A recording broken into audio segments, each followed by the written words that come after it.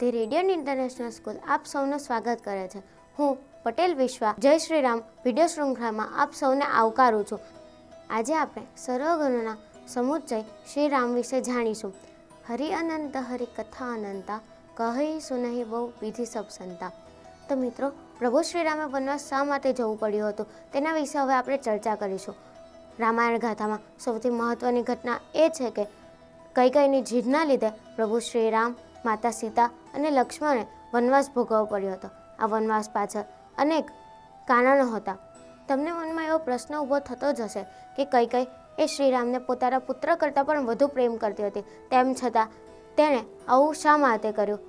તો એની પાછળનું કારણ એ છે કે કૈકેયી દ્વારા આ કાર્ય કરવામાં આવ્યું નથી, પરંતુ તેમની પાસેથી દેવગણો દ્વારા આ કાર્ય કરાવવામાં આવ્યું હતું.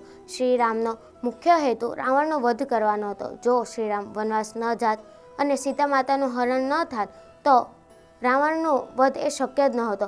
તેથી દેવગણોએ મંથરા દ્વારા કૈકેયીના કાન ભરવાનું કુટિલ કાર્ય કર્યું હતું. હવે મિત્રો, આપણે જાણીએ કે ભગવાન શ્રીરામનો વનવાસ 14 વર્ષનો જ કેમ હતો, વધારે કે ઓછો કેમ નહીં, તેની પાછળનું વાસ્તવિક રહસ્ય આપણે જાણીએ.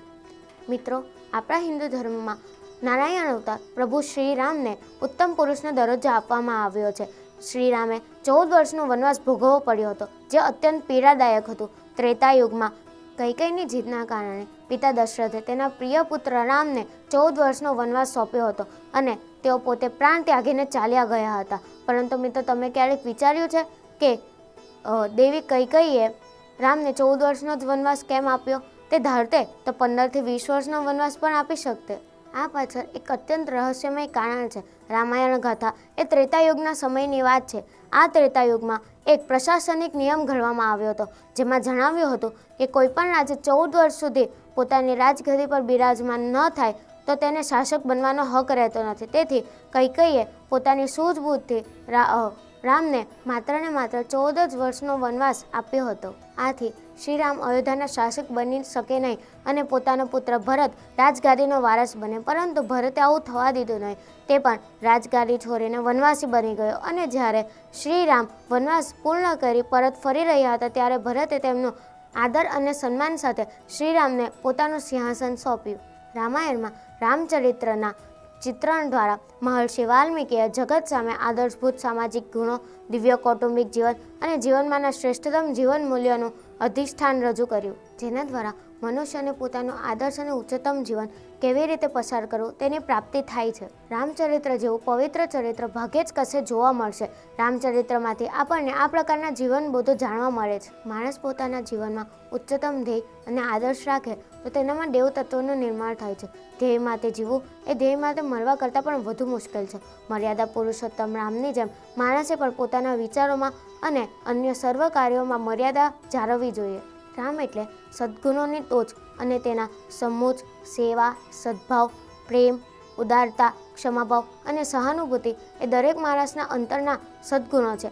દરેક માણસે એ ગુણો જાળવીને અને એ ગુણોમાંથી કેળવણી પામીને અંતરમાં રામ બનવાની મહત્વાકાંક્ષા જાળવવી જોઈએ. રામની જેમ માણસના જીવનમાં હર્ષ, શોક, રાગ, દ્વેષ, મોહ, વિકાર જેવા પ્રસંગો તો આવવાના જ છે. એવા સમયે માણસે સારાસાર સમજી વિવેક દ્રષ્ટિ કેળવવી જોઈએ અને જો વિવેકનો વિનિયોગ થાય તો પૃથ્વી પર સ્વર્ગ ઉતરે.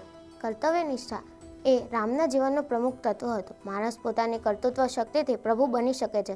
એટલા માટે તેને પહેલાં રામ અને પછી પ્રભુ બનવાનો જીવનનો આદર્શ રાખવો જોઈએ. કર્તવ્ય પાછળ જ્યારે કોઈ સ્વાર્થનો હેતુ ન હોય ત્યારે જ તે મહાન બને છે. જે નરે નરમાંથી નારાયણ બનવું હોય તેને પ્રભુ શ્રી રામની જેમ સ્વાર્થ વૃત્તિનો સદંતર ત્યાગ કરવો પડે છે. નિસ્વાર્થ પ્રેમ એ લોકચાહનાનું એકમાત્ર કારણ છે. માણસે બીજા સાથે એવી રીતે વ્યવહાર કરવો જોઈએ કે જેથી તેને નિસ્વાર્થ પ્રેમની પ્રાપ્તિ થાય. યાદ રાખો, પ્રેમ એક પ્રેરણા છે, પરંતુ નિસ્વાર્થ પ્રેમ યોગ્ય રસ્તે કાર્ય કરી રહેલી પ્રેરણા છે.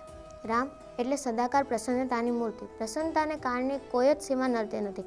પ્રસન્નતા એ જ આત્માનું સ્વરૂપ અને આત્માનો સહેજ ધર્મ છે. પ્રસન્નતા મેળવવા માટે લોકોએ બહારના સાધનો પાછળ ભટકવાનું છોડી દેવું જોઈએ. રામ એક એવા ધૈર્યશીલ, વિગત સંજોગોમાં અને પરિસ્થિતિઓમાં પણ તેઓ પોતાના સદ્ગુણોને મંદ પડવા દેતા નથી. એટલે કે લોકોએ ધૈર્ય ધરીને જો કાર્ય કર્યું હોય તો તેમણે તે કાર્યમાં સફળતા પ્રાપ્ત થાય જ છે. રામની ઉદારતા અને હૃદયની શ્રીમંતાઈ પણ કેવી. હૃદયની એવી ઉદારતા સામે ઉદાર બનવું જોઈએ. રામનું વ્યક્તિત્વ પુત્ર તરીકે, શત્રુ તરીકે, શિષ્ય તરીકે, રાજા તરીકે અને ધર્મનિષ્ઠ વ્યક્તિ તરીકે સર્વથા શ્રેષ્ઠ હતું. રાજા એટલે પોતાના આત્મજ્ઞાનથી માણસોને નૈતિક જીવન દર્શન શીખવનાર વ્યક્તિ. પોતાના જીવનથી નૈતિક મૂલ્યો સ્થાપવા, રાખવા અને તેને બગાડનારનો સામનો કરવો એ જ રામચરિત્રનું સાચું રહસ્ય છે. રામના આદર્શ રાખો, તેમના ગુણોને પોતાના જીવનમાં ઉતારવાનો પ્રયત્ન કરો. પડતા દુઃખનો સહન કરો અને ટોચના સ્થાને બેસો. માણસમાંથી દેવ થવાની અપેક્ષા રાખો. માતા પિતાને નમસ્કાર કરો. પતિ અને પત્ની વચ્ચે રામ સીતા જેવા સંબંધો વિકસાવો. ભાઈ વચ્ચે પ્રેમ સંબંધો મજબૂત બનાવો.